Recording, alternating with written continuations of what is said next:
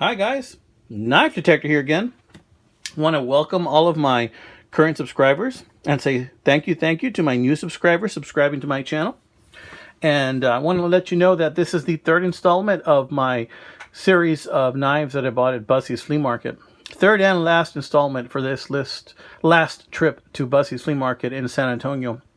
For those of you turning into my channel for the first time, this is the Knife Detector channel, and I detect knives. I love finding knives in all kinds of places like flea markets, garage sales, antique shops, heck, even in the ground if I can find a knife. But I love collecting knives, mostly pocket knives, although I do have some videos on fixed blade knives. I also have some gun videos, since I do go shooting from time to time.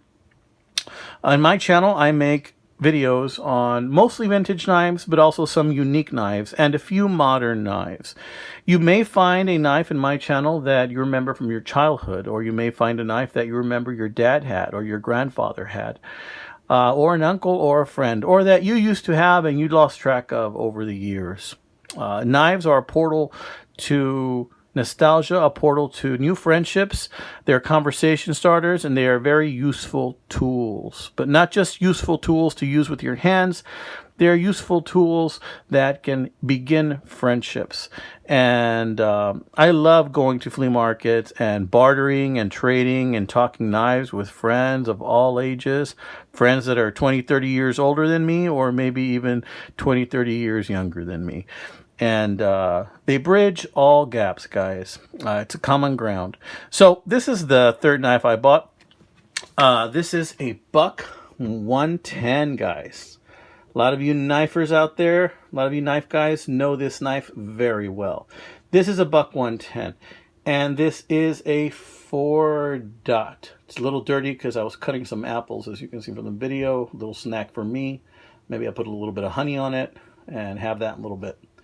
And this Buck 110 is a sweet knife, guys. The 4 dots place it between 1981 and 1986. And this is a really cool knife to have. The condition wasn't this clean when I got it. The brass was pretty brown. The blade was a little bit tarnished. Had some black soot or tarnish on it. I cleaned that up a little bit. Look at that. Polish came right back up. Whoever had this knife before me took very good care of it. Really like this knife. And in my videos, sometimes I do sell knives, and I tell you when I'm going to put them up on sale for eBay. But this one is NFS, guys. It's NFS. I'm going to go ahead and keep this one. I currently do not have a sheath for a Buck 110. I usually make my own sheaths sometimes out of leather. And I have some sheaths that I've made for Buck 110s, but I may go online and try and find one for this bad boy just to keep it original, right? So it's a beautiful knife. Check it out. Very thick. Spine on it is really good. Spring is good. Let's see if it has snap. Very nice. And open. Check it out. Beautiful knife. Wanted to make this short video. The Buck 110 is a classic knife and probably Buck's best seller over the many years of the company. And it's just a very useful tool. Brass and wood. You can't go wrong with brass and wood in my book. Guys, I have many upcoming videos. I have upcoming videos on some Japanese pocket knives. I have some upcoming videos on some pocket knives that I may put up for sale in a $5 or $10 knife sale that I might do.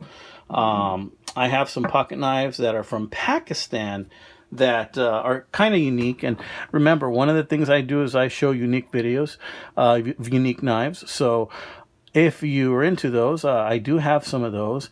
I don't look down upon a knife simply because it was made in a different country other than the United States. Of course, probably 95% of my knives are made in the USA in different time periods. But I do admire something that is well made and or unique, or I admire the beauty in something that has been created by somebody's hands. So because of that, because I admire workmanship, I do every once in a while buy a knife that is made in a country other than the US, like maybe Pakistan or maybe Nepal or maybe China even. and especially Japan. I do admire Japan pocket knives very much. So I just wanted to let you know and show you this beautiful baby.